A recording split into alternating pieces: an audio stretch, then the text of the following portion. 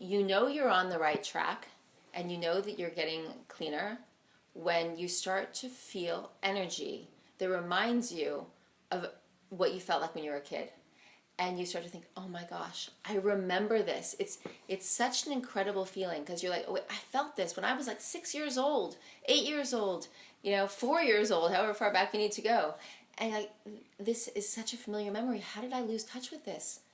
And kids who are, are living free, open lives and haven't, had their lives compromised anyway, they know this feeling. This is why children are so bouncy and so quick to be joyous and to laugh. Children laugh several hundred times a day. We laugh, like, if we're lucky, a few times a day.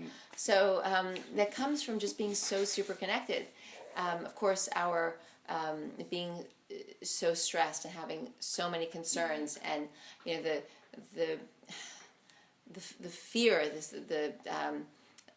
the worry. These are things that the adult world, we walk around with, and we have to let go of those too, because those create huge amounts of obstruction in our being as well. So we have to identify where we are being governed by fear and stress and lack of peace. We're entitled as human beings. We're entitled to peace, and yet we're inundated. We're bombarded constantly with that which would get in the way of our peace. And most people sign up for it because they're so afraid of silence and calmness that because it forces them to sort of feel themselves, and it doesn't feel nice to feel themselves because they're so saturated with all this this obstruction at that point, that it feels better to be super stimulated. So thus the whole cycle of addiction continues and increases. But what's important to understand about peace, true peace, is not boring. True peace is the connection with the life force, connection with the universal energy, which is the strongest pulse. It's the pulse of life, and that's flooding through you. So true peace means you're inspired. You are feeling joyous. It's not that you're like, it's not a stillness. It's kind of like the difference between sanitizing something and sterilizing something. So what people think is peace is actually sterility. Real peace is sanitization, which is sanity, which is being sane, which is a really cool place to be. The opposite of sanity, of course, is not a place we want to be. So, but sanity, meaning clean, to be sane, to be clean, it puts things in a different perspective. But then, which forces us to look at sterility.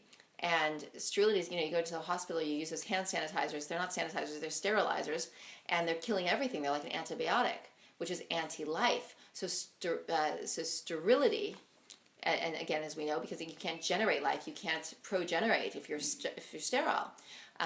But our culture tends to want to obliterate all life in order to prove cleanliness, but that's not cleanliness. Cleanliness actually is an expression of life in its highest order, which is not sterile. It's full of microbes, but it's life-generating microbes, which so healthy soil, fertile soil, as opposed to sterile soil, is not what people might think of as clean. That's why you have the last couple generations, mothers freaking out about kids playing in the dirt. But that's actually super clean. And good for them to actually be exposed. Yes, and yet all of these things that they would have them exposed to, the vaccines, the packaged foods, it's a celebration, so let's just take in all this sugar, which is just a breeding ground for pathogens, which is truly unclean. So it's a complete a perversion of what is clean and what's not clean, and the first step is for parents to get that right, because of course we only learn what to do from our parents and our culture and our teachers and our peers. So that's a good starting point.